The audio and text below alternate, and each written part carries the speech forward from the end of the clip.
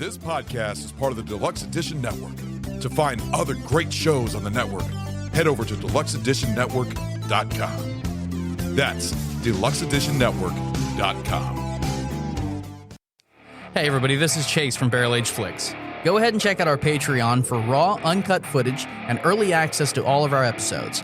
The link is in the description, and it's only $5 a month. Thanks for listening.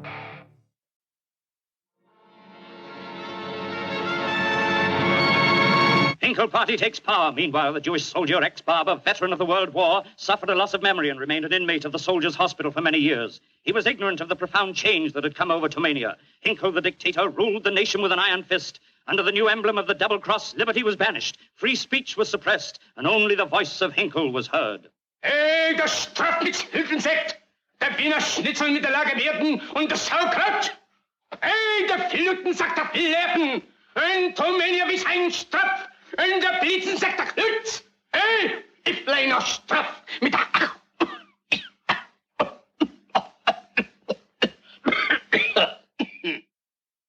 Then I remove the troops after.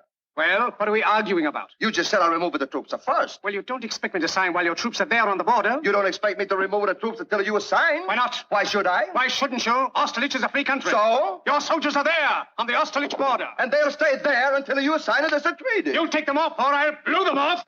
Gentlemen, this won't get us anywhere. Your Excellency, to quote an old Latin... Chavail! Look! He's all right. Speaking to him, tell him to shut his... Thomas. Well, where's the Maya sandwich?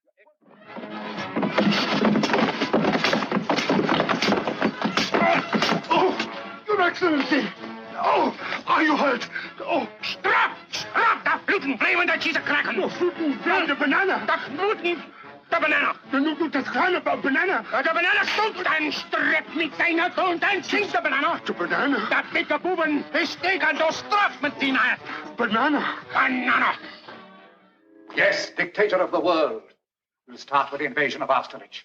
After that, we won't have to fight, we can bluff. Nation after nation will capitulate. Within 2 years, the world will be under your thumb. Leave me. I want to be alone.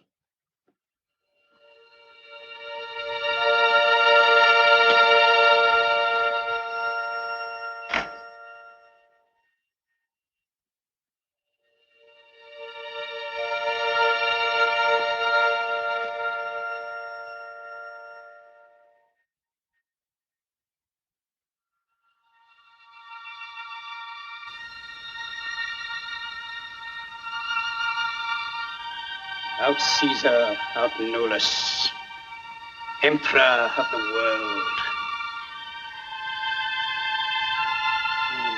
My word.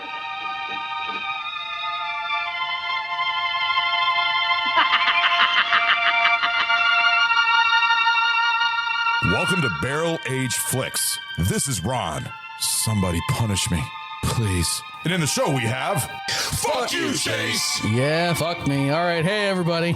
Also including... Hey, this is Goot. I am Groot! And finally... Hi, it's Crystal. I make everything awkward. What is up, everybody? Welcome to BAF.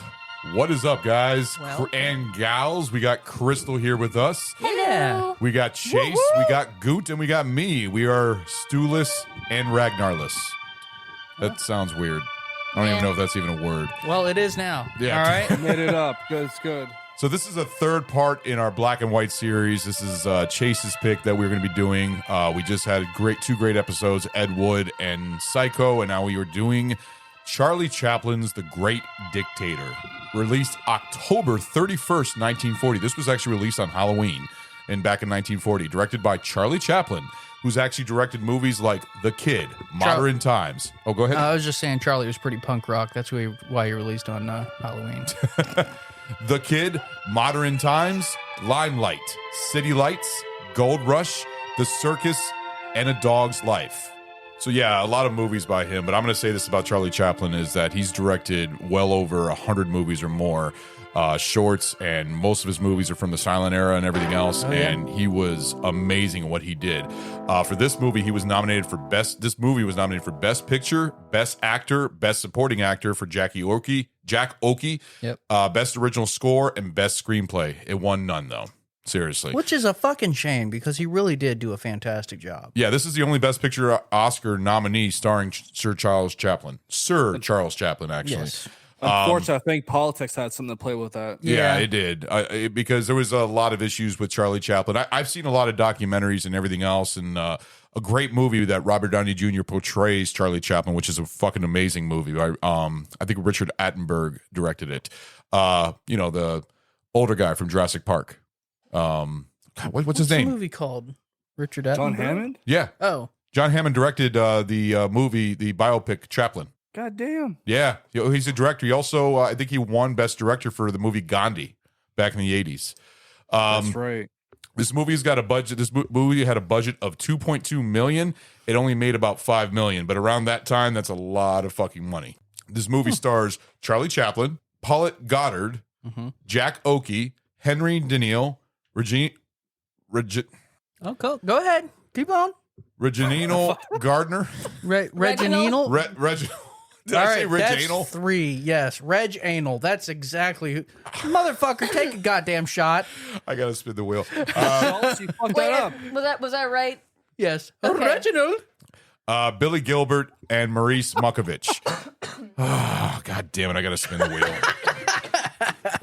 But I'm not taking my shot until after this fucking drink. Yeah, I'm curious to see how this drink tastes because I've never had it.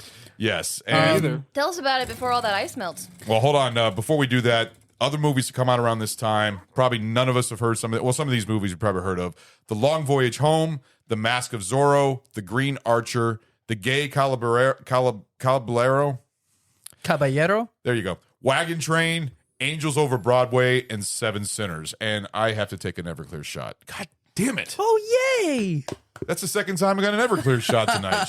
Jesus Christ. Second time what the fuck? No, I a had second, an Everclear. a second shot of Everclear. Hey, Crystal, if you can pass me that Everclear over there. 2 for Friday. There we go. So we're going to go ahead and try this drink out. So, Chase, what are we drinking tonight? This is simply the Charlie Chaplin. This is actually, it doesn't really have any relation to specifically the movie or Charles himself. However, it was named after him by, I forget who it was, that he actually wrote a bartender's guide and attributed this drink to Charlie Chaplin. And so we're going to give it a shot because that's made with some weird shit. It's got 1 part lime juice, 1 part sloe gin. Now, it is not slow like molasses. It is slow, SLOE gin, after the sloe berry in England. And the other part is something. What the hell? Apricot brandy. That sounds actually pretty good. Really, any apricot brandy. So we're going to give this a shot. Slow gin is not regular gin, though. It's a different kind of gin. Correct. It is not made like juniper berries and whatnot. It's made from the sloe berry. Interesting. So that's what I thought. Let's give her a shot. All right. Cheers, everybody. Cheers. Good. Goop, cheers. Woo! Oh, wow. That's sour. That's really good. That's sour. That's actually really... That's quite nice. Fucking love it. Okay. I like sour. I don't like sweet. I like sour. This is sour. It's got like a fruity taste to it. I guess it does taste like apricot. It does have that A little apricot bit. taste to it. Like it kind of tastes like, or you remember When's those the dried better- apricots? Hey, Ron. Thank you, Alexa. It's a good What thing the you still have fuck? It's a good thing you still have the Please wheel there, unplug bud. that Alexa piece of bitch shit, motherfucker. Swear to God. Spin the wheel again. When Skynet takes over, you're going to be one of the first people to go because of the shit you talk to her. Crystal Picks. Oh. Jesus Christ. I'm getting fucked tonight. What the hell, man? This is not cool at all. You fuck around, you great find start. out. Is your show nice or mean? Because he got mad when I relegated it to nice. Ragnar. Ah. Is it nice? Yeah. I get to be nice to. She gets to be nice to me tonight. I'll take it. I'll take it. But no, I'm gonna go ahead and give my review of this drink. I'm gonna give this a 2. This is fucking amazing. It's sour. It's not too sweet, and like I said, you know those dried apricots? Yeah. It tastes just like that. It tastes like a dried apricot drink. I've never had an apricot raw at all. Oh, they're delicious. You'd like them. Is it just like? Are they sour? A little bit. Not Really? very. They're very tart. Okay, so tart's good. So this is a 2. Goot, what do you give this? definitely give this a 2 as well. I did follow the instructions. I actually chilled my glass in the fridge for a couple hours. We're not fancy enough for that. Oh, I look tried at you to with your copy the goddamn picture. fucking martini glass and shit. Yeah, I tried to All copy right. the picture, what I saw, and I was like, chill it. And yeah, the fucking apricot brandy is fucking amazing. And the slow gin's perfect. Everything blends together so well. Yeah. Definitely 2 for here. When I heard the lime juice, I was like, "Oh my god, this is gonna kick your ass." So that's probably what's giving this sour taste to But it. yeah, is the lime but no, juice. it evens it out. Very nice. I'm very, very pleased. And the lime on the top, that's just for show. That's not really for the. Oh, fucking, you I can mean- bite into it if you want. I don't care. It's a I garnish. mean, it has lime juice in it. It doesn't matter if you add the lime or not. You know what? You got a point It's there. just So to just make dropping it it in doesn't really pretty. do anything. But actually, it is a good looking drink. So, Yeah. Crystal, what would you give it? Remind me of y'all's system. I get so confused. Two thumbs up. This is Two the thumbs Siskel up, and okay. Ebert. Yeah. Oh man, I forgot we based it off of him. Yeah. I'm gonna give it a 1.5. Yeah, that was from our first episode. 1.5? So is it too strong for you? Because I saw you take the drink initially and go, oh, because I taste It's no not alcohol. that it's too strong for me. It's just that I got reacquainted with my hatred for Bacardi, and I'm still not sitting so easy on the stomach with Oh, that. that's right. Yeah, the other night she got fucking plastered. I didn't eat, and I felt like totally freaking forgot that I didn't eat lunch, and I'm just sitting here like, Yeah, fuck. drinking on an empty stomach will get you. I Yeah, I slugged know. back my like normal 2 drinks, and I'm like, la la la la la. Pff. Yeah. I wake up the next morning. You were passed out. Yeah. She blew chunks all over the shower, and I had to clean it up. So. Damn. At least I was considerate and got in the I shower. appreciate that. That's fucking hilarious. So you give this a 1.5. Chase, how about you, buddy? I'm gonna give it a 2. I find it very reminiscent of an amaretto sour. Yeah. Yes. Yeah. Ooh, if you added a hair more apricot. Exactly. It's delicious. It's not too much on any one palate. It's a little bit sweet, a little bit tart. I taste no alcohol. I think it's fantastic. I would absolutely There's sip alcohol this in here? Exactly. There's a Yeah, fair it doesn't- amount. It doesn't taste at all like alcohol. Like it just tastes like a Lime juice. sour drink.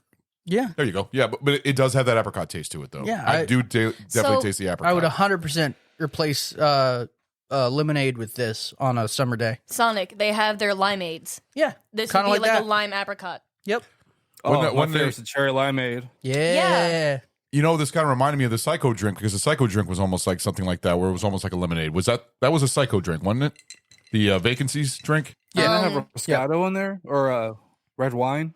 something like that. Yeah, but it was like almost like a tart. Like I think even Chase said something about lemonade. So this kind of Yeah, also, yeah, you're right. Mm-hmm. yeah. So this one's almost like the same vein, basically, just like that. So, no, like seriously, great job, Chase. This was a good drink. Yeah, man. All right, before we go ahead and take our break, I'm gonna go ahead and take my 2 I know punishment I can't shot. stop making faces. No. Yeah, no, I shook it up a little bit, and that definitely mixed in the lime juice. And woohoo, buddy! Yeah. It's shake it up. Shake it up. That's Sour Patch Kids. That's what that is right there. All right, so There you go, bud. don't smell it before you take it. Just slug it back. The Everclear, and then taking a shot. Of the lime, oh, that's got to be lovely. It just, it I don't know. clear It raised the puckerness. Your Well, pH level went up. I don't know. It did something to it because I took the Everclear Probably and went then I down. took a shot of that. Was weird. That was fucking weird. All right, so are we going to tell him what you gave him, or no, are we I just going to just told him don't Oh, okay. don't smell it, nothing. Just slug it back. Slug it back. Yep. All right. Do it. 9 times out of 10, I just told it's you not to Jameson. smell it. It's ritual, all right? It's tradition. Jameson. It's the Star Wars head. Well, it's Black Barrel. Yeah, there you go. Whenever you get something yummy, like 9 times out of 10, that's what you ask for. Okay. It's just so much going down. The Everclear, then that, then the whiskey. It's just all mixed in. It's not doing well. Oh man, you got Well whites said, and Ron. browns Well going said. on with liquor. My brother always See, told that me never don't mix bothered that. me. Tony always told me not to mix Everybody's that. like, oh, beer before whiskey. Or, yeah, beer. Beer before liquor, never been sicker. Liquor before beer in the clear. Well, that's the thing. I had beer, I had Everclear, then I had this cocktail, and then I had whiskey. So that's a weird mix-up right there. Definitely fucking weird.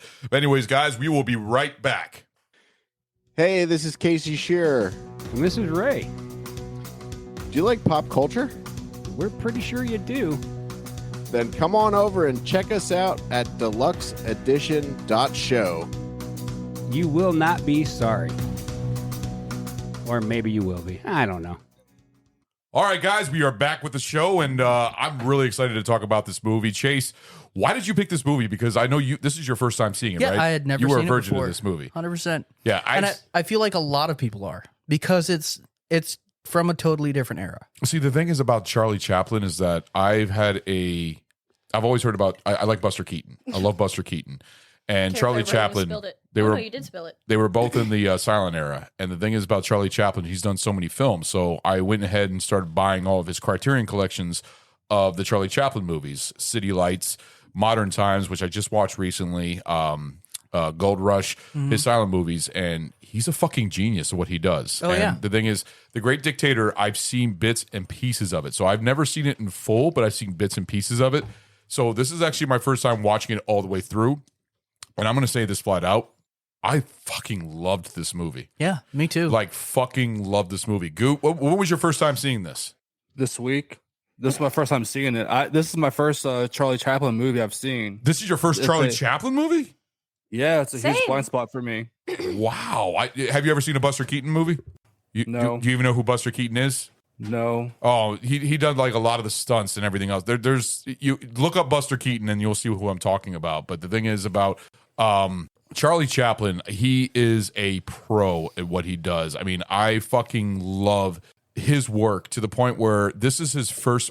This was his first movie that. Hold on. His first talking movie. yeah. Yeah, but I think this was his first. This was his first ever first talking speaking movie. role, yeah. Because he's always been silent in his movies. But the thing is, a lot of the movies that he did in the past, when the silent era ended and talkies came into play, Yeah. he never liked the fact of talkies. No, he didn't. But Because he had really perfected the audience relation without speaking. Yeah. The body language is what he really aced at. Yeah.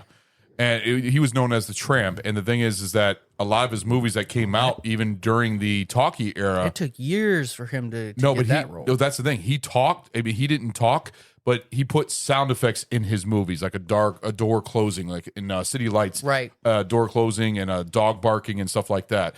Which I believe another movie that came out recently called The Artist that won Best Picture in the Oscars, which is a silent film, black and white, where they actually did almost the same thing. But the thing is that he's never been into talkies, and then when he knew about Hitler, he wanted to make a movie about Hitler. He wanted to make fun of Hitler because of everything going on. Satire, yes. Yes, and that's what I think this movie is. It's a war satire. This is, I see this almost in the same vein as Dr. Strangelove and How I Dreamed. Can we get one of these movies about Propaganda? Putin? Putin? I'm sure there is one out there. Puck Putin. Wouldn't Wait. it count as propaganda? It does. Technically, it would be propaganda of a sort. I took government like twice. Yeah, but what made me want to watch this movie? What made me want to review this movie is because this was probably 8 years ago that I saw the great speech that he gave at the end of this movie, and we'll close this out with that speech because that truly deserves its own section. In my opinion, the speech that he gives at the end of this movie is honestly head and shoulders above any speech that has ever been posited on the silver screen. Yes. I think nothing lives up to that. Yeah. And I think that more people in the world need to hear that speech, and more people in the world need to see this movie. Yeah, no, this is going to be a huge recommendation. I can't wait till we get to our pint reviews because I'm really curious to hear everybody's pint reviews about this movie. But this movie was just the thing about it. It's a comedy, but it's also drama. There's a lot of heavy drama into this. So he started. He was born in 1886, and his father actually drank himself to death when he was like 37. Yeah. So he was an orphan and grew up homeless. And then he was able to find his way to the workhouses in London. So workhouses, and you've probably seen some of the old Monty Python movies. Yeah. I forget which one what it is, where they have like 47 kids. Oh God, they're singing the song about condoms. Right. It's sort of that deal, but Every sperm is sacred. Every Right, sperm yes, yeah. is sacred. Oh I my think it's the god! Book of Life. Monty Yeah. Python's the Meaning. That's a great fucking Yeah. movie. So that is the era of the workhouses. You could be homeless and you would get, the term 3 hots in a cot Yeah. is kind of from that. You'd get literally a cot to sleep in, Yep. crammed in a big warehouse with 200 or 300 other people, and Yeah. you'd be fed slop for you to put in a day's work. And that's how he made ends meet for quite some time. When he was in his late teens, he started getting into comedy and figured out that, hey, people will pay to laugh. Yep. And so he started doling out any way he could to make people laugh for money. Where he designed the Tramp. No, that did not come in until about 1917. It took quite a while. He was actually already in the film industry, and by the time the Tramp character really took off. So, he would do comedy skits, and, between shows, again, his father drank himself to death when he was 37. Pretty much everybody that was acting in those shows would spend the time between. His mother went into an asylum. Yeah. Yeah, she went nuts and he was drunk. So he was on his own. Yeah. Him and his brother. Yeah. The between shows, it was pretty much standard ritual to just get fucking plastered and then start your next show. Well, he would go to Nickelodeon's. And everybody's like, "Oh, Nickelodeon. I remember watching those cartoons." No, Nickelodeons were like down and out dive bars, essentially. But it was a small theater, and no one who had any dignity to themselves would be caught dead in there. Yeah. That kind of a place. He would go there every break he had almost. And he started getting really acquainted to the film style and got into things being on screen, and that's where he started learning. He was not good on screen. He started finally learning how to really work the audience and have a relationship with the camera when he was working with Keystone Films Company. And in 1916, he was he was in the dressing room with Fatty Arbuckle. Yep.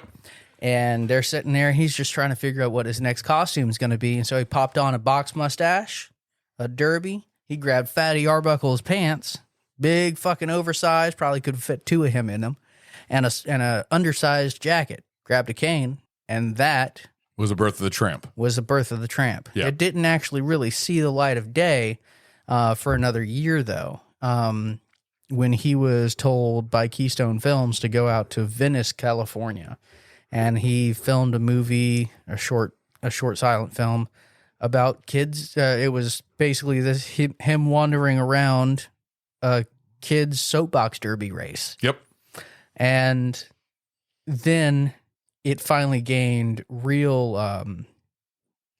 fame and traction in another film, but it was after the birth of the Tramp that he started going from comedy to realizing, hey, I can actually get people to fall in love with a character. I can do more than just slapstick buffoonery. I can make people like something and want to come back to see the next movie about it. Yep. And so in this era, there was no such thing as, oh, well, Charlie Chaplin stars in blah, blah, blah. His name never hit the screen, I think, until 1917. But 1918. It was 1918. That's right. It'd probably be the year after he made the character. Yeah, basically, it was. There was the also first time there was also a credited. lot of impersonators about him. Yes, there were. Yeah. But that was the whole thing. People loved him and his Tramp character and didn't even know who the fuck he was. And so it was him, Fatty Arbuckle, and Mabel Normand that really worked together to really start sculpting the idea of the star system we have now. Yeah. Without Charlie Chaplin, there would be no starring Dwayne "The Rock" Johnson in blah blah blah. Yeah. You wouldn't have that. It was, just a film company that monopolized on these actors to just turn a check in for them. And that Charlie Chaplin started a company. You know what the name of the company was? Chaplin Pictures, right? No, United Artists. Oh, yeah, that's right. Yeah, that's from Charlie Chaplin. And it was also a couple of other collaborators too, but United Artists is made from Charlie Chaplin. Right, because it was literally just a bunch of friends of his. Yeah. Well, the beautiful parts of that, it gave him complete control over the movies he made. Yeah. Exactly, and he started pushing for crediting actors. Yep. And his movies, the thing is, the movies that he directed, we talk about James Cameron and Stanley Kubrick being very hard on their actors. Oh, he was. So was Charlie Chaplin. He was Yeah. a perfectionist. There was to the point where he would work on one scene. I think there was a scene in City Lights, which is a great fucking movie where he, with the blind girl, he would spend just almost a year on just one scene. One fucking scene. And which is crazy because in 1917, when he was still working for Keystone, he literally turned out 8 movies in 8 weeks. Yep. So you can imagine just how frustrated he was working for them. And then to finally go on and take the reins on his own. Like the first movie he was ever able to direct was 20 Minutes of Love, which in today's world sounds like a fucking porno. But that is true. One scene. Didn't one of his movie sets get like destroyed or some shit, and he had to rebuild it? Probably. That sounds like something that happened. Sounds like George Lucas on Star Wars. No, I think it was actually the ghetto in this movie the ghetto set got destroyed, and he had to rebuild it. I think I saw that on the little documentary thing you were watching. You watch it? Which documentary did you watch? I don't know. Well, there was a couple Found it on documentaries YouTube. I watched a documentary on Charles Chaplin because Sir Charlie Chaplin because I love the character. I love to me he's a genius. Oh yeah, the movies that he's done, and he's like writes Orson all Welles. his movies. Yes, Writes, directs, acts, and his movies are long. Yeah, like the movies that I own, like The Great Dictator. I mean, movies back then usually were very short, 20, like 50 or 30 60 minutes or 30 minutes. A lot of his movies are about almost 2 hours long. Like Shoulder Arms? Yeah, 38 minutes. Jesus. Yeah. And dude, it's a fucking great movie. I love that movie. Right. But yeah, the 20 Minutes of Love, he begged and begged and begged to be able to direct this. And finally they're like, okay, fine, you can direct this movie if you pay us back for every dime if it fails. So he had to insure this entire movie with basically his whole life savings to be able to get the director's chair. And he finally did it. And it wasn't a smash hit, but it did not fail by far. Most Charlie Chaplin films actually did really, really well, though. That's exactly. He had a very big his, fan base. His and everything. first go at it, and he took things different because this was I think first. This was still with Keystone. Yeah. And they were all about slapstick buffoonery, like I was saying before. And he, in 20 Minutes of Love, it was essentially the summary of the movie was essentially guy and girl are dating. Girl gets accosted. Tramp character comes in because guy isn't doing fuck all about her being attacked and just watching through the tree line like, oh my God, I'm a coward. Yeah. He comes up, saves, except it's a slapstick. So Tramp gets, fucked up a little bit, goes tumbling. A lot of his movies are slapstick. Yeah. And that it fits. And I think I would like to see a little bit of a modern resurgence of slapstick. Because you know what? It's funny. They have. I remember they made. Well, you remember the Three Stooges remake, but that was trash. Yeah, it was horrible.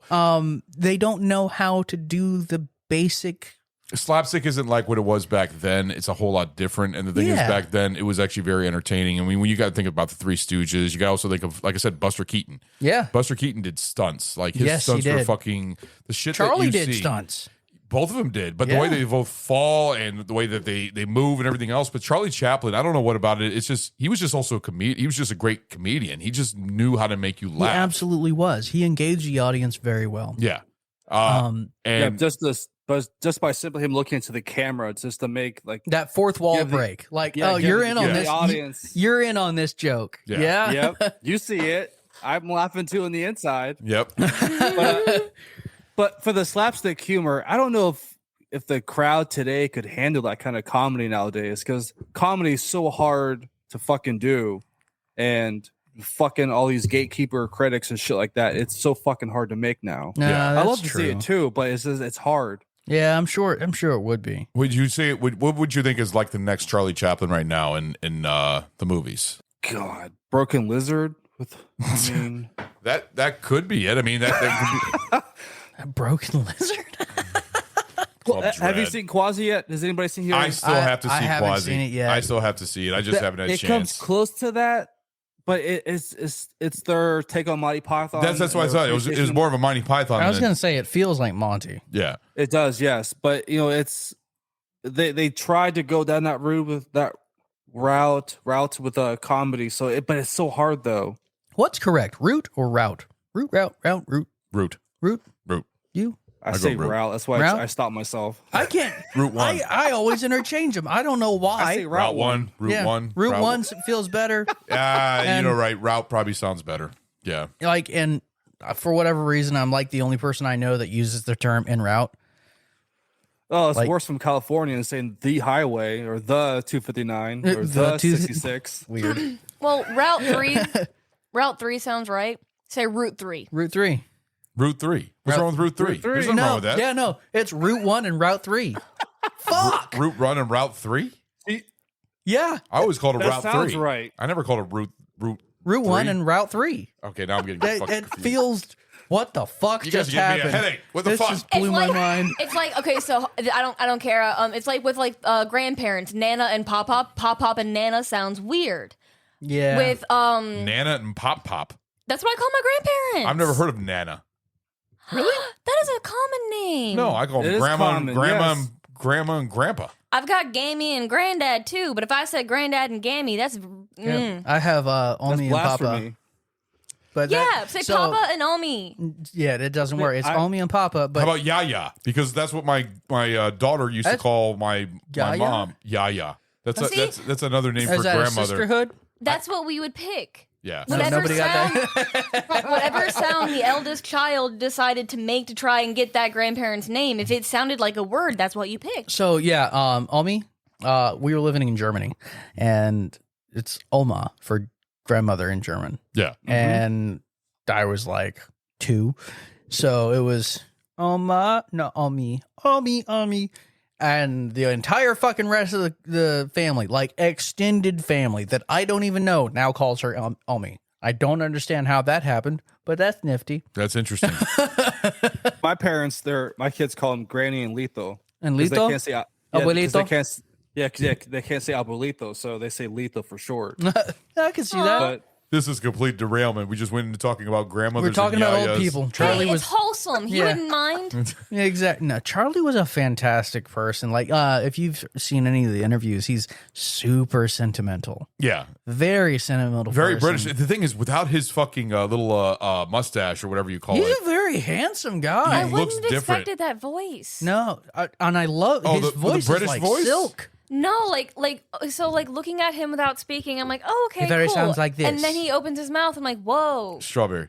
yeah. Strawberry. It's like no, but his voice, his flow is it's very. It sounds very Loki. much like Concise. this. It's very. Do you say silky. Loki?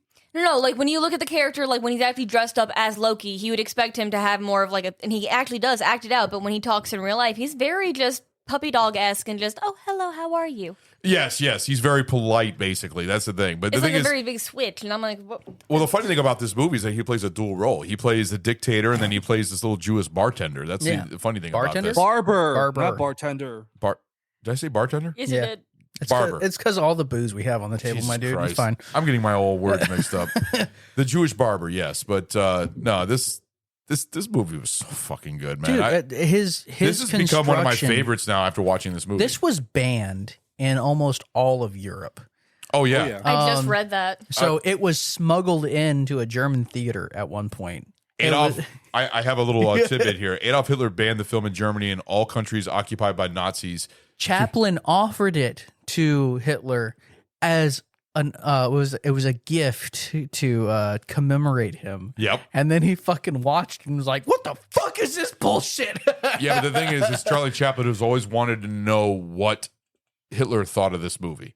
Like he's always wanted to hear his idea, what he thought of this movie, like his review of the movie. I kind of want to hear it too. I do too. I mean, seriously. That's what I heard as well. Yeah. Yeah, but I mean, it was in occupied. Members of the resistance group switched to reels in military cinema and replaced a comedic opera with a copy of the film in which they had smuggled in from Greece. So the group of German soldiers enjoyed a screening of the film until they realized what it was, and then they started shooting the screen. They shoot it at the screen or left the cinema. They Shooted. shot at the screen. Shooted. Did I say shooted? Shooted. Shot at the screen. Shooted. For They fuck's shot at the sake. screen. Words are hard. Come on, that's All right, me. so You know that by now. You're what, a 2 beers in, Everclear shot? No, it's. I'm not drunk. Oh, okay. I'm nowhere near drunk. I was giving you an excuse, but all right. No, fine. words are hard. I'm just horrible Words with are words. hard. You just fucked You up. should I know got that it.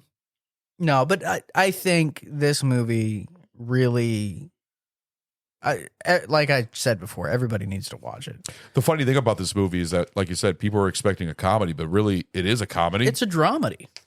Dramedy. Yeah, but there's a lot of really like the beginning when you see the him as a soldier. I loved that so with much. the gun being him raising them all up and then being in the plane. So the giant cannon, that's a real thing. Only it was on train tracks, so that's cool. The anti-aircraft gun, that was entirely made up, and I love it to death. Yeah.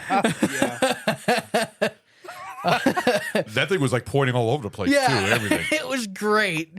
It kind of reminded me of a Looney Tunes cartoon. Absolutely, and that's what it was. That's the thing. There were scenes in this that felt like Looney Tunes, and then there were scenes like that you Like see Austin Powers. Yeah. Yes. But then you see scenes in the streets where you're seeing the Jews getting like shot up and everything else, and getting where it was getting really drama. I was like, yeah, no, you feel they really for these mixed characters. it in.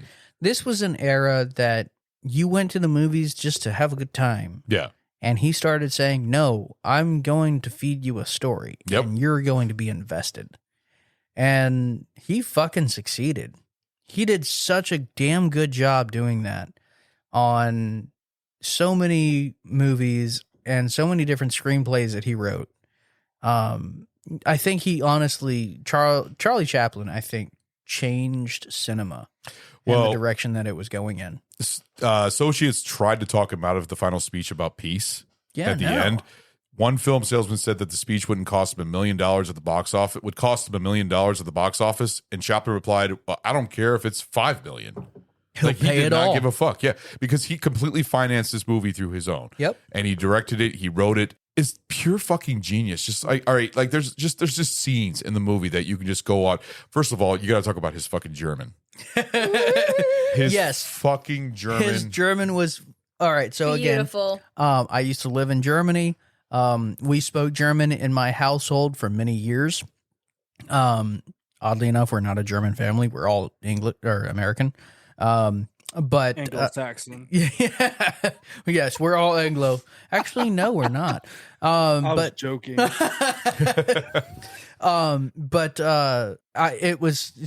don't speak fluently, but I kind of conversationally I speak German. So, and I didn't really know that tidbit, and so I'm watching this movie, and they pop into this scene when he's speaking German, and my brain goes, "Okay, wait, what the fuck is he? Am I having a fucking stroke? What the fuck is he saying?" And Crystal, oh, that's not German, is it? I was like, For a solid no, 30 you're right. seconds, You're right. It's I not. was Oh my sold. God. Go ahead and play this because it is absolutely genius and it's all made up.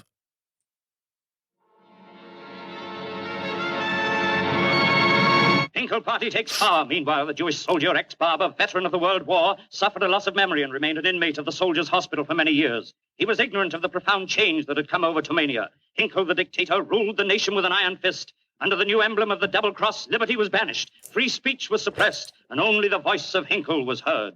Hey, der Strafmittelhilfensekt, der Wiener Schnitzel mit der Lage werden und das Sauerkraut. Hey, der Pilotensakt der Fleppen, ein Tomania bis ein Straf, und der Blitzensakt der Klutz. Hey, ich kleiner Straf mit der... Yeah, this is where he lost me. I'm like, oh, wait, no, that's all bullshit. He got his verbs right, though. Und nun ein Stritz mit den Blitzensakt der Hüten, ein der Straf mit seiner Klutz. Hey, der Stratz mit Sekretäten da, in seiner Trash mit Skettern, mein einer Täter, wie das Strafen, die Strafen, sie Admiral Tinkler has just said yesterday Tomania was down, but today she has risen. Democracy The stunk. fucking cut off. Democracy is fragrant. Liberty stunk. Liberty is odious. Free sprechen stunk. Freedom of speech is objectionable. He actually got that right. Free Mit der sprechen. größte Army in der Welt. Tomania has the greatest army in the world. Der größte Navy in der Welt. The greatest navy in the world. Wir seien der größte alles und einer to sacrifice. But to remain great, we must sacrifice. Alles und einer Strotten tighten der Belten. We must tighten our belts. Hinkel. Fischwunder. Okay, see the thing about this scene is that he actually watched videos of Hitler and tried to study his mannerisms, all the way his movements and the way he said it. But everything that he was saying was complete gibberish. Oh, yeah. But it sounded so fucking great. I was laughing my ass off watching this. And this went on for almost 2 or 3 minutes, where you even see him talking so hard that you see the mic bending down. Yes. I loved that. I lost my shit watching this. I was like, this is fucking genius. So what were you saying? So like Chase said, I've been learning German through Babbel, and when he's just spitting in all this German stuff, I'm like, what? Wait, what the fuck is he saying?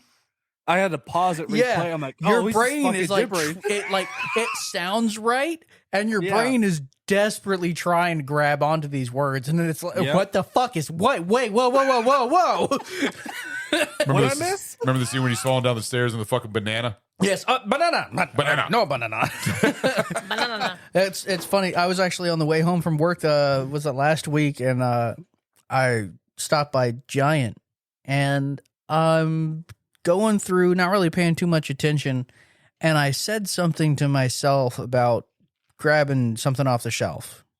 And when I said it, I had a German accent, and I was trying to figure out what the fuck and why I had a German accent in it. I look over to my left, and there's a family there. Yeah.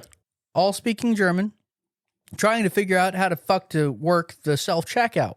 And so I have ADHD. One of the symptoms of that is mirroring or accent mirroring. Yeah. So if you are from Ireland and you come up to me and you start speaking Irish, I have to really stop myself from sounding like a dickhead and speaking with an Irish accent to you and just sounding like an idiot. So, but my brain just picks up on these things. That's why I was like, why am I speaking? Anyway, I forget what I said, but the dad looks over and he goes, "Sprichst du Deutsch?" I'm like, yeah, ich bin auf Wiesbaden. And we start chatting up. I call Crystal 45 minutes later. I'm like, I'm sorry, I'm on the way home. I got distracted. The number of times I get calls like that, and it's not like, oh no, I got held up at work. It's like, no, I stopped at the grocery store to grab what you asked me for, and I met this really cool family. They spoke this language, and we talked for an hour and a half, and then I realized what time it was, and I had to leave. I'm like, sorry, it's 11 o'clock, squirrels. honey. That's Chase, always talking a storm. Always keeps going on and on and on. I'm almost offended. She says with my superpowers, I can get a good conversation out of a fucking brick. Are you fluent in German? I am not fluent. I am conversational. I am not fluent. I would love to get better. I'm the same way in Spanish. Yeah. Is German a hard language to learn? No, actually. What you speak English is based on German. Really? Yeah. Yes. Check this out. What's the word for donkey in German? Donkey. What's the word for technology in German? Technology. Really? Yeah.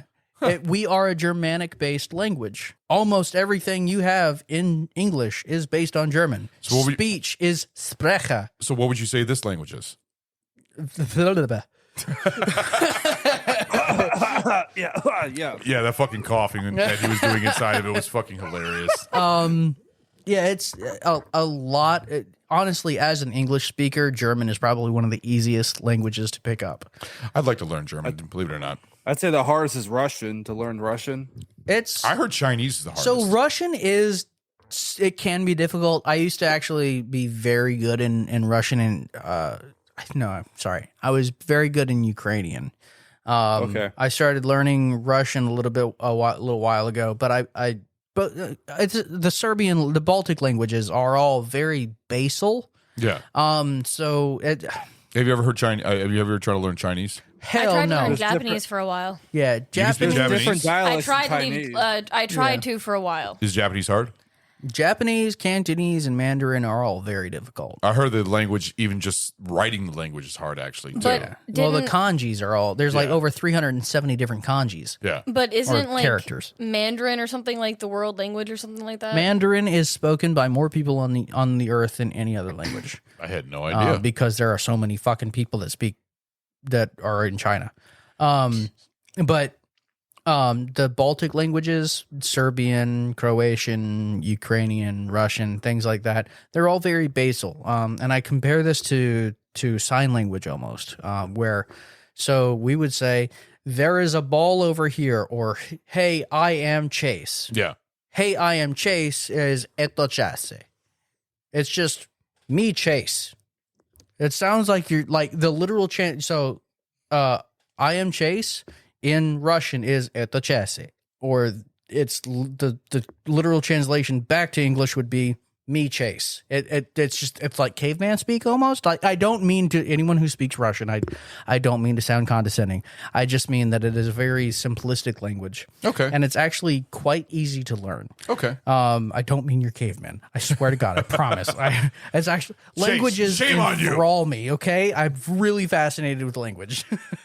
So overall, what out of just that speech and also just certain scenes of this movie, like what did you all think of the whole Charlie Chaplin or the Great Dictator Henkel, which Hitler Henkel, which Adenoid.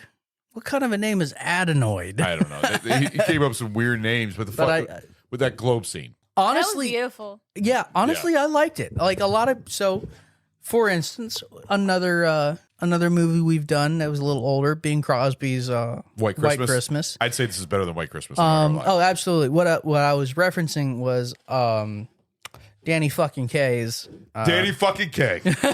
comment on choreography. Yeah. How it's all bullshit. Yeah. This is choreography as it should be. Okay. Yes.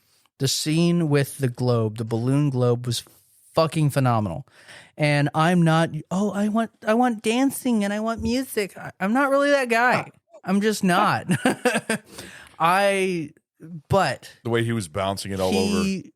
He told a story with that. Yep. And you don't get that in a lot of this of new age choreography and a lot of new age dance. You don't get an actual story. He did so very well. You saw that he conveyed an entire conversation, an entire message. And then when the balloon pops, you understand exactly what that means. Yep. And I wouldn't have had it any other way. I would never have thought to put that in there. I thought it was a beautiful But scene. that was the genius of Charlie Chaplin. That's what I'm saying. That I thought it was a beautiful scene. And also, the way that he was just bouncing it was gracefully. Also, when he's climbing up on the drapes, it's like he was almost doing like a certain type of ballet and stuff like that. I thought it was a beautiful scene. I love how quickly he goes. Yeah, no, he climbs up there quick too.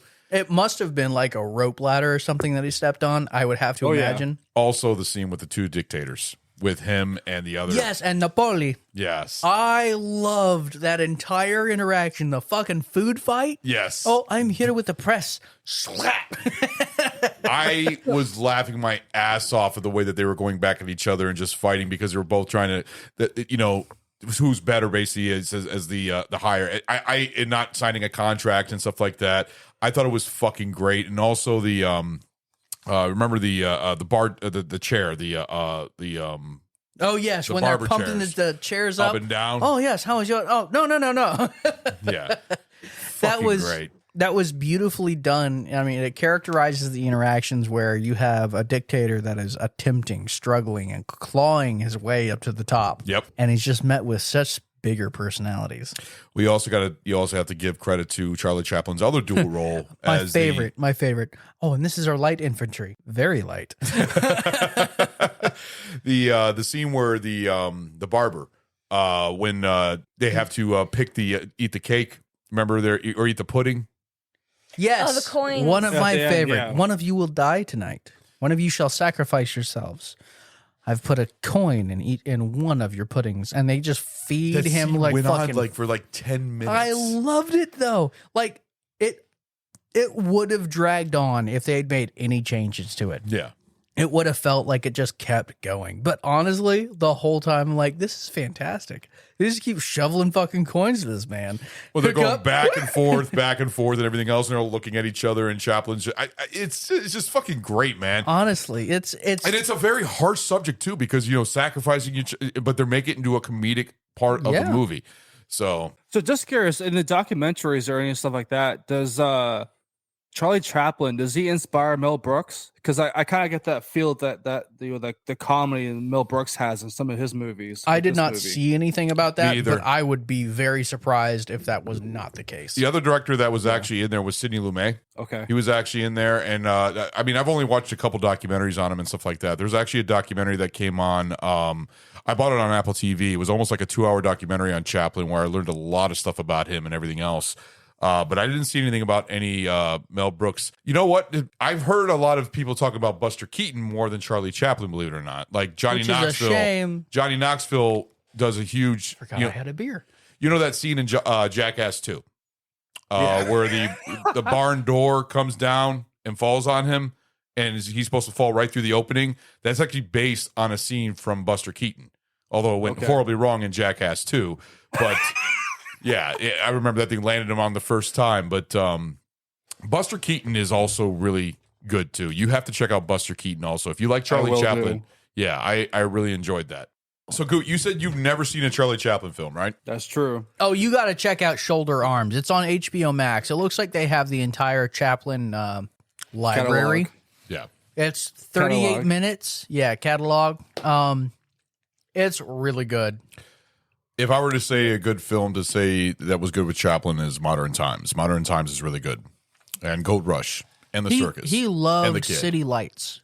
City Lights is one of his masterpieces, and it's with a Love with a Blind Girl and everything else. And there's even a boxing scene inside that one with Charlie Chaplin boxing. It's really funny just seeing him move with his arms moving around. A lot of great slapstick over there on that.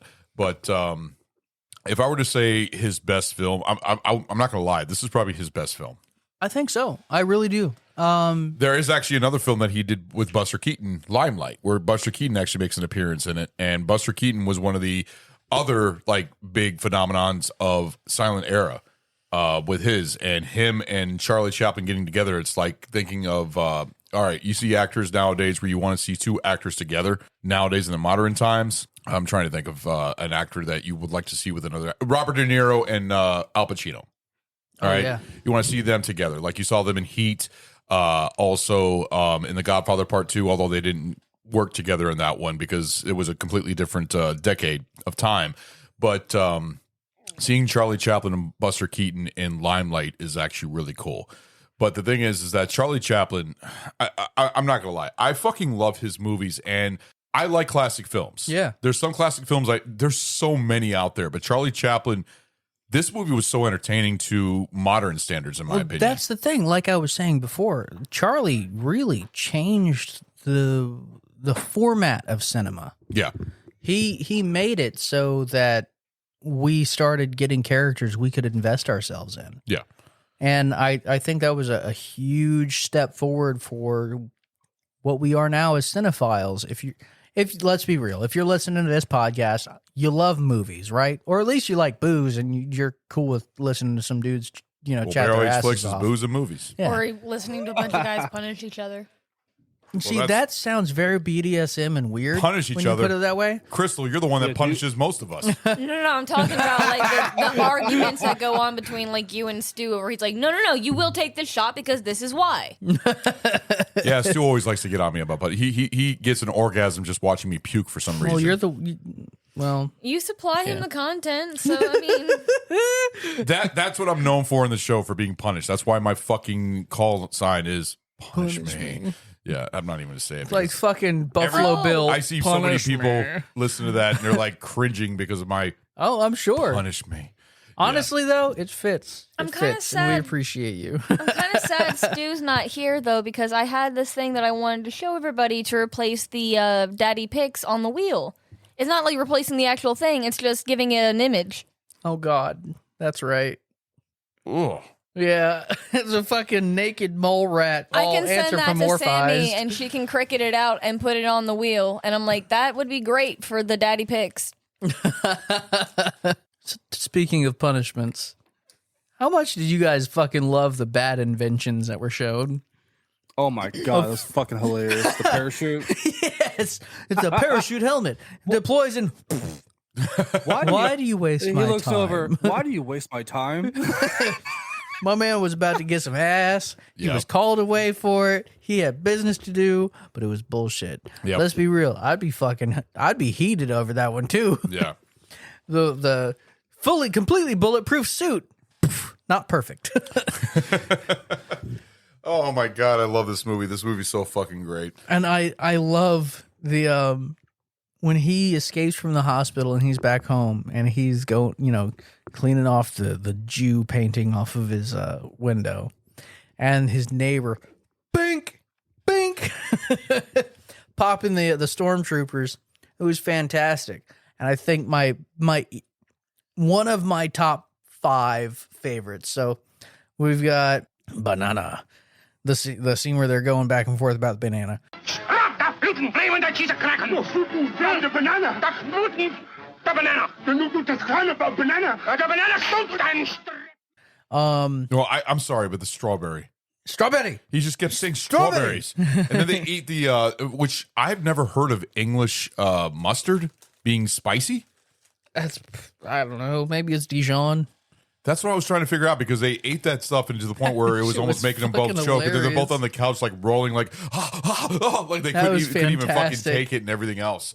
But go ahead. No, I was saying I loved when they had captured him. They're about to lynch him from a fucking street light, and he goes, "I will expect this man nor his friends to be molested by you stormtroopers at any other point."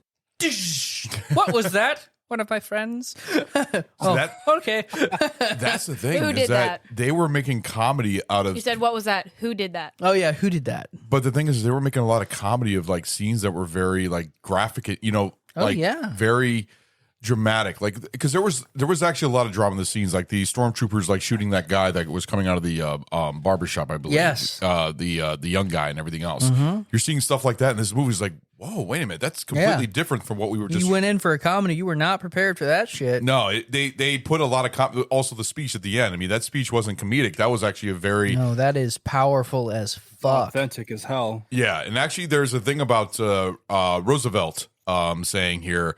Hold on, let me see. I have this written down. When Sir Charles Chaplin had heard the studios were trying to discourage him from making the film, President Franklin D. Roosevelt sent him a representative, Harry Hopkins, to Chaplin to encourage him to make the film. To the point where it's not like he was going to stop anyway. Yeah, exactly. And I think that speech was actually made right after Germans invaded Poland or something like that. Yeah, you remember? France, so this movie was in production in 1939. This is pretty much the height of the war. Yeah.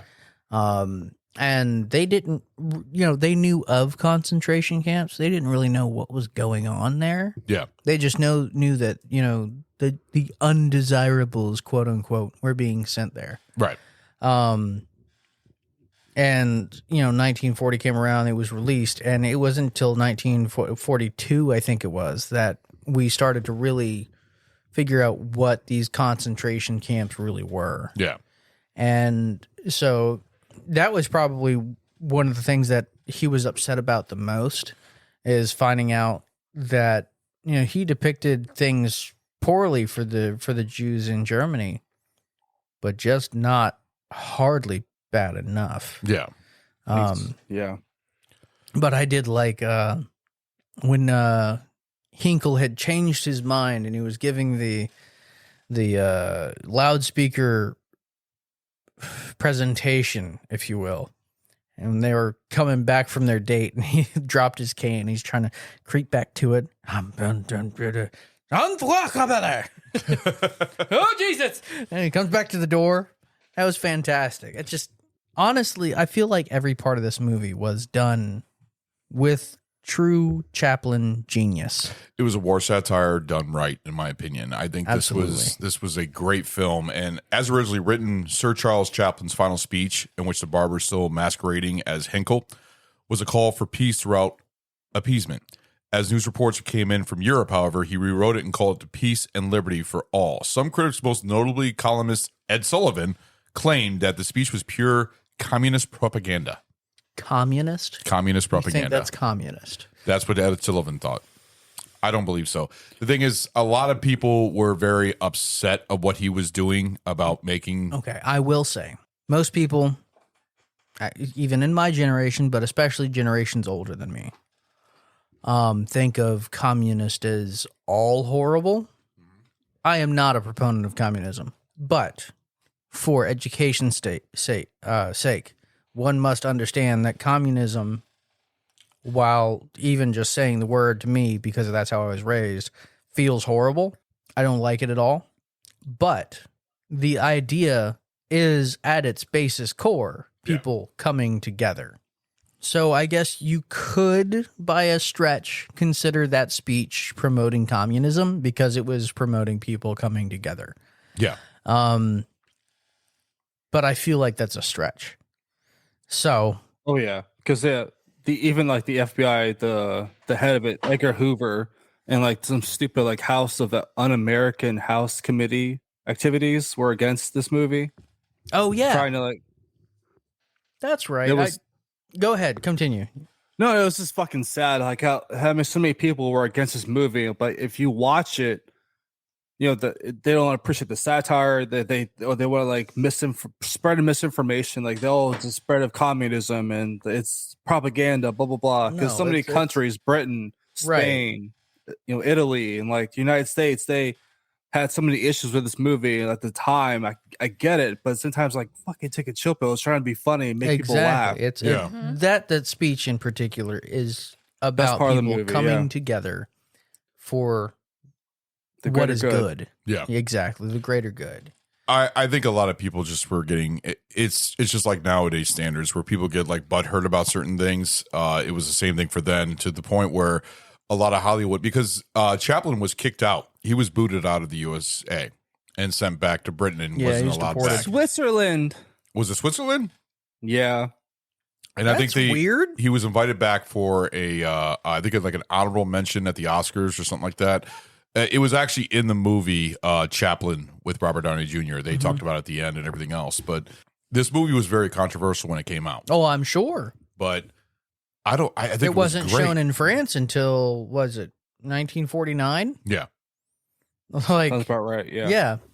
But that's the sign of you're doing the thing you set out for. Yeah. He set out to make fun of people. He set out to make fun of people that were in great power and they were fucking shit up. Yep. And you know what? He did a damn good job. He did a very good job. He made fun of Hitler great. I mean, because this whole movie was all about Hitler. Yeah. When you think about it. It was, yeah. Hitler making fun of him all the time. And the fact that Charlie Chaplin even said that he wanted him to see this movie just to see what he thought of it himself. Like, I would love to have heard his review. Oh man, it would have been great. I mean, it was banned in like I said, like I said, we said that it was snuck into certain theaters and stuff like that, where people were shooting at the screen and leaving because the rebels don't give a fuck. But I think he made his point in this movie, and I think he did a very good job at it, to the point where it pissed off Hitler.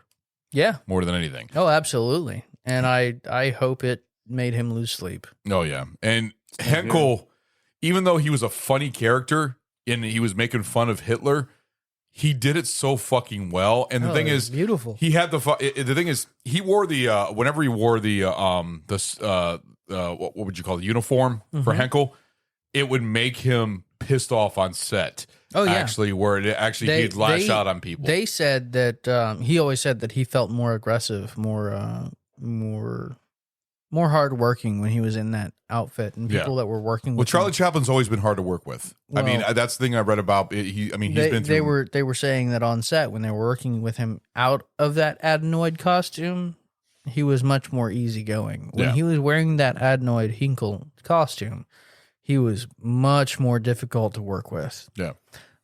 So actually, we're talking about Hitler and Hinkle. Everybody's like, oh, the Hitler stash. Charlie Chaplin had the Hitler stash. It is the other way around, everybody. Yeah. Adolf Hitler was a huge fan of Charlie Chaplin. And that's why he wore the Charlie Chaplin mustache. See, that I did not know. Yes. Adolf Hitler had a thorough love for Charlie Chaplin films. And that's why he wore that mustache. See, Charlie Chaplin had it first. They made a thing about that in the movie where people said that he looks just like Hitler, and then they kind of made it to the point where he says like him. I know, but no, they said where he looks like Hitler, so to the point where he actually used that to his advantage to make this movie. Exactly. And he financed it and everything else to make fun of him. And the studios did not want him to do it. They didn't want him to. They were. That's why he financed the whole movie. He's almost like the George Lucas, because George Lucas financed his own Star Wars movie, Empire Strikes Back, and Return of the Jedi, and stuff like that. So I thought that was really, really cool how he did that. I have to give it. He was brave. Yeah, Charlie Chaplin was brave. He didn't give a fuck. No shits. He did what he wanted. What was it? One of his movies, the Property Man. The Property Man. They said it was reprehensible because in that movie, part of his comedy, which would absolutely get laughed at today, he kicked an old guy in the face as part of the shtick, and it was hilarious, actually. Yeah. But this is absolutely quote unquote reprehensible that they would kick an old man in the face and call that comedy. Yeah. Now, to be fair, don't go kicking old people in the face, goddammit. But yep, the way that happened in that fucking scene was pretty damn funny, all right? He knew what he was doing, all right? So another theme I got from this movie, so my bachelor's degree is in political science. Has anybody here read the book, The Prince by Machiavelli? No, I have actually not read any of Machiavelli. Okay, so it's pretty much like the founding philosophy, like a book about founding philosophy, where it goes into like the prince or someone who comes into power by like luck or blessing. Yeah. And it goes into like, the rules for the prince or the person in power to follow. And, it's easy for them to gain power, but it's hard for them to keep it. So it's like you see us do like Hitler and like this character, Heitzel, is through his progression. It's hard to keep his power. Like he's, the internal fight amongst himself, the struggles of every day, like, to keep the people happy and like what to do, like all those people are rebelling against you, kill them all because you have to keep like the people happy.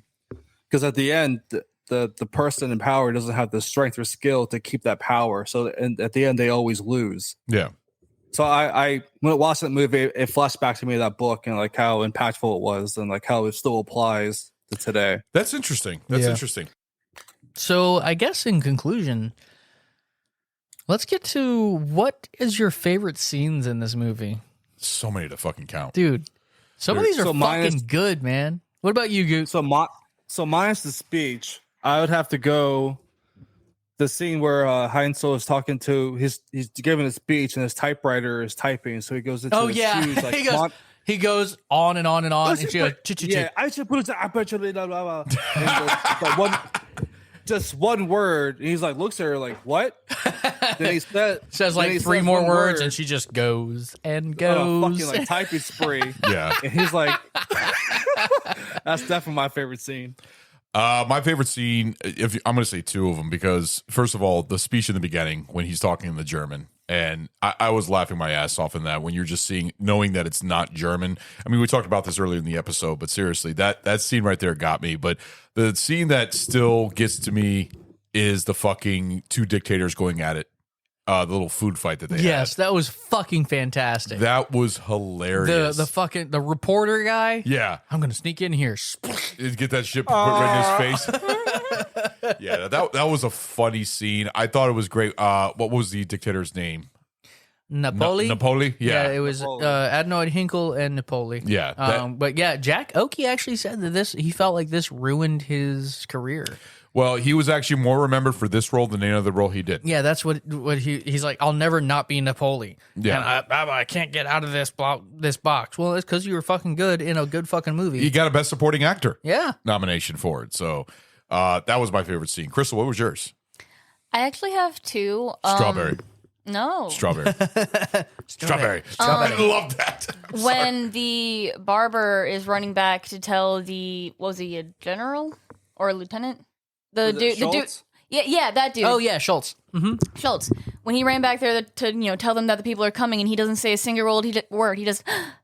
And the lady walks in. She goes, "Did you tell him?" He goes, "Yes." See, he's used to having the screens pop up right after him and tell you what he said. That was fantastic. You see that scene where the stormtroopers are coming for the barber, and then he just jumps through the window. Mm-hmm. That's like his known thing, where he just jumps through windows. It's almost like a Buster Keaton type of thing, also. Because these guys know how to fucking fall. They know how to fucking they know how move to and roll everything the bodies. else. Oh yeah, Chase, what is yours? Wait, I got two. I got one more. Go ahead. Sorry. Go ahead. And then the other one is the same thing for you, that speech in the beginning, but instead the particular part is when he's yelling at the microphones and the one bends backwards and the other one flips around when he's screaming at them. Yes. That was fantastic. So fucking good, man. This movie was great. How about you, Chase? Actually, mine is, I feel like the speech is number one for everybody. So my number two is going to be when he's in his barbershop and the song comes on for you to, it was happy hour. And they say to go ahead and move to the music while you do your work. And they have this symphony going, and he's shaving this guy's face to the fucking symphony. Man, I'd be shitting bricks the entire fucking time. But when he's stropping the razor and he's hop, hop, hop, hop. It was lovely. Yeah. I really enjoyed that. Oh man, this like I said, this movie was so good, and like I said, I kind of relate this to Doctor Strangelove, like because it's a war satire and making war a comedy, trying to put comedy into it. And I thought that they did a really good job of blending the drama and the comedy into this movie, because there was, like I said, there were some really heavy scenes in this movie. Showing the how the Jews were persecuted and treated by the stormtroopers and stuff like that, and how the Henkel. I keep thinking Hitler, but I love how they made the name Henkel. Yep. It just worked. And also, when you think of the swastika, in this one, it's 2 X's. Yep. I thought that was really neat. Double cross. The double cross. I thought that was really interesting how they did that. So I guess we'll go ahead and go to our pint reviews. Yeah. Well, we'll go ahead and start with Crystal first, Goot, me, and then we'll end with Chase. Alrighty, so... Critical and enjoyment. The enjoyment, I'm going to give this a solid... I'm going to give it a solid 3. Okay. It's a really good movie. I'll watch it again. Was it, and this isn't, the thing is, I didn't think, I was really curious if you were actually going to enjoy this movie. I enjoyed it. For an older movie, this was actually entertaining to you. I like older movies. Yeah. But knowing that this guy was normally in movies that, for example, after we watched this one, Chase pulls up one of his normal ones where like he's just, and then the screen pops up with the words. And I'm like, see, that's what I expected, not this. So, like, I don't know. I had that little moment of, like, I guess what everybody else did when he first started talking. Because you were shocked at the way that he sounded. Yeah, because it's like... What were you expecting? Really? Just like a hair. Not a lot, just a hair. Yeah, he had a very light voice. I mean, he was like, what, 5'4", 5'5"? I don't know. I've never He looked wasn't that up very on IMDb. tall. I know, but it was just a little bit too much, like, up in the nose, I guess. I don't know. Oh, yes. He speaks right about here. It sounds like what's his name from Family Guy? Who? The gay dude. Oh no. The grandpa, the old guy. No, she's thinking He's about got the big mustache. Oh no, don't do that.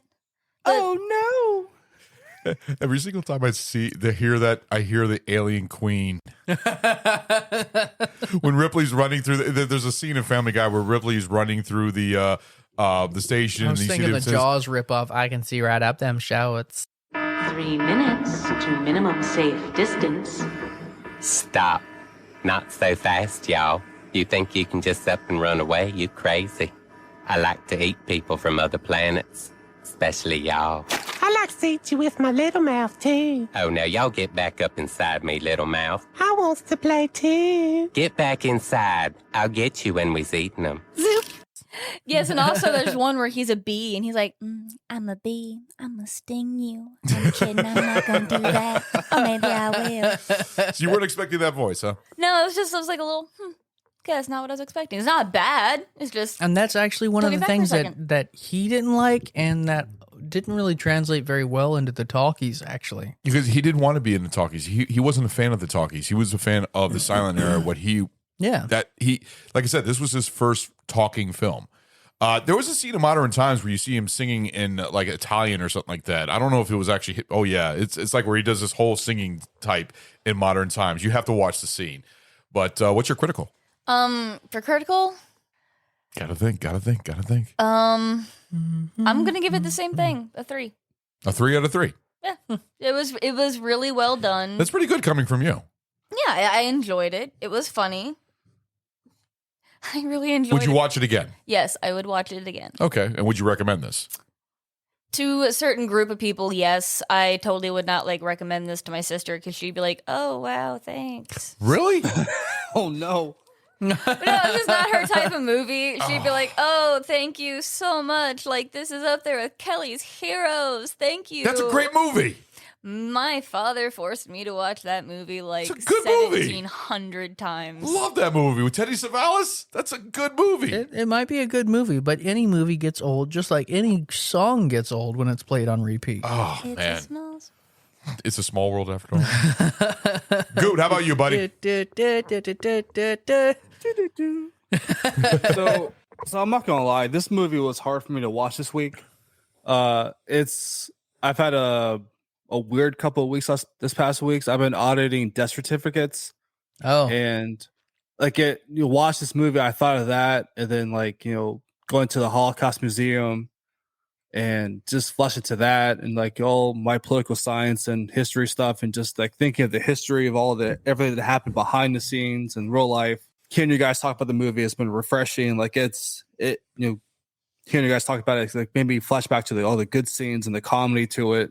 And I mean, this movie is in the Library of Congress, so it is one of the fucking best movies ever made. Yeah. And so enjoyment, I'd give it a 3, and critical 3.5. You guys are gonna be shocked at mine. You guys are gonna be shocked at mine. I'm gonna have to watch this movie again, after I'm done with my this segment. If you stay true to what you told me, everybody's going to be pretty surprised too. Probably. You'd be surprised what I'm gonna say. Seriously. Let's hear it. All right. After watching this movie, the enjoyment of this movie was a 5. This was a 5. I loved this movie very much. I thought this was a great war satire. I laughed. I enjoyed the drama. I enjoyed the way it was made. I thought it was a masterpiece in filmmaking. I thought Charlie Chaplin, just watching this movie, I was like, this guy is a fucking genius. This is an enjoyment of a 5, and this is also a critical of a 5. Anybody can to me, this is a masterpiece. I would actually put this in my top 20 movies of all time. That's how much I love this movie. I actually watched it twice, and I watched a documentary, and I wanted to watch it again. And I was going on YouTube, and I was looking up the clips for the title and everything else. I was watching the title. I was like, I love this movie. This is so fucking this movie's hilarious. And I don't really give many movies like that, classic movies, a 5. But I'm sorry, but this is a definite masterpiece in filmmaking. I think Charlie Chaplin knocked out of the park with this. He did what he was, planning on doing, and this worked out well. People can give me shit about this. I don't. It's just as good as Predator. Fine, you can go ahead and say that. But go ahead. Sorry, no, it just hit me. That fact I said earlier about the set being fucked up and him having to rebuild it, that was on your TV, so that was the documentary you were watching. What? When they were talking about the ghetto being fucked up at one point and him having to rebuild that whole set. Yeah. What about it? You said earlier you had no idea what she was talking about. Because when the documentary was playing in the background, we were all talking and everything else, so I wasn't focusing on it. So understood. I was watching it back and forth and everything else. But the thing is, I have a huge fascination. Spin Vaccination? the wheel. Fascination with Charlie Chaplin, to the point where I've been going on a buying spree by buying all of his movies. I'm also a big fan of Buster Keaton too. I love Buster Keaton. I watched a documentary on Buster Keaton, which has a lot of actors and directors in it and everything else, and I enjoy it. I think that they were the masters. I mean, they were of that time, but they knew comedy, and they know how to make you laugh. Charlie Chaplin knows how to make you laugh. Yeah. He was making me laugh throughout this movie. I was sitting and watching this with Sammy, and I was like, this movie is fucking genius. I love this movie. This is a masterpiece. I will watch this again, and I will definitely give this a 5 out of 5. Critical and enjoyment. I'm sorry. Y'all can give me shit. That's how I feel. This was a great movie. I'm going to hand it off to Chase to end the show. Well, Ron, I will not be giving you shit. Because while this is the first time I've ever seen this fucking movie, I'm giving this a 5. For enjoyment? Critical. Uncritical? This was constructed as an absolute masterpiece. This is a masterclass on how to make a satire film and inject a wholesome message on top of it. This is a masterclass in working the audience, in creating enough drama to reel you in, but not have you wanting more and being sad that you don't have a sequel. This is genius. Yeah. And enjoyment, I will give this also a 5. There you go. 5 out of 5 on enjoyment and critical, because a film that was released in 1940 has me in 2023 laughing my ass off and thoroughly fucking moved by what I would argue is the best speech ever given in cinema history. Yes. And that is what us here at Barrel Age Flicks are going to leave with you today. Because everyone should hear this speech. I'm sorry, but I don't want to be an emperor. That's not my business. I don't want to rule or conquer anyone. I should like to help everyone if possible. Jew, Gentile, black man, white. We all want to help one another. Human beings are like that. We want to live by each other's happiness, not by each other's misery. We don't want to hate and despise one another. In this world, there's room for everyone, and the good earth is rich and can provide for everyone. The way of life can be free and beautiful, but we have lost the way. Greed has poisoned men's souls, has barricaded the world with hate, has goose-stepped us into misery and bloodshed. We have developed speed, but we have shut ourselves in. Machinery that gives abundance has left us in want. Our knowledge has made us cynical, our cleverness hard and unkind. We think too much and feel too little. More than machinery, we need humanity. More than cleverness, we need kindness and gentleness. Without these qualities, life will be violent, and all will be lost. The aeroplane and the radio have brought us closer together. The very nature of these inventions cries out for the goodness in men, cries out for universal brotherhood, for the unity of us all. Even now, my voice is reaching millions throughout the world, millions of despairing men, women, and little children, victims of a system that makes men torture and imprison innocent people. To those who can hear me, I say, do not despair.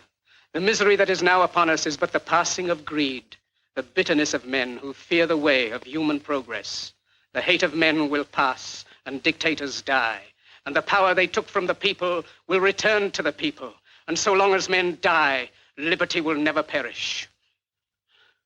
Soldiers, don't give yourselves to brutes, men who despise you, enslave you, who regiment your lives, tell you what to do, what to think, and what to feel, who drill you, diet you, treat you like cattle, use you as cannon fodder. Don't give yourselves to these unnatural men, machine men with machine minds and machine hearts. You are not machines. You are not cattle. You are men. You have the love of humanity in your hearts. You don't hate. Only the unloved hate. The unloved and the unnatural. Soldiers, don't fight for slavery. Fight for liberty. In the 17th chapter of St. Luke it is written, the kingdom of God is within man, not one man nor a group of men, but in all men, in you. You, the people, have the power to create machines, the power to create happiness. You, the people, have the power to make this life free and beautiful, to make this life a wonderful adventure. Then in the name of democracy, let us use that power. Let us all unite. Let us fight for a new world, a decent world, that will give men a chance to work, that will give youth a future and old age a security. By the promise of these things, brutes have risen to power, but they lie. They do not fulfill that promise. They never will. Dictators free themselves, but they enslave the people. Now let us fight to fulfill that promise. Let us fight to free the world, to do away with national barriers, to do away with greed, with hate and intolerance. Let us fight for a world of reason, a world where science and progress will lead to all men's happiness. Soldiers, in the name of democracy, let us all unite!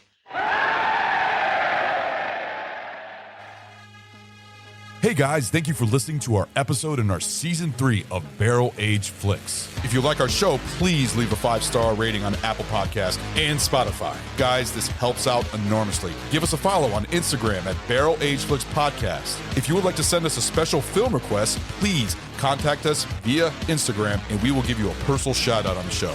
We are also on Facebook and Twitter. Our podcast is available on Apple Podcasts, Buzzsprout, Google Podcasts, Audible, Pocket Cast, Spotify, CastBox, iHeartRadio, and Pandora. Special thanks to Carl Casey at White Bat Audio on YouTube for his awesome music. This guy fucking rocks. Check him out. Want to give a shout out to Sammy, one of our guest hosts on the show who does our amazing album artwork. Thank you, Sammy. Our podcast only exists because of listeners like you. To find other great shows, head over to deluxeeditionnetwork.com. Hope you join us for our next episode. Later, guys.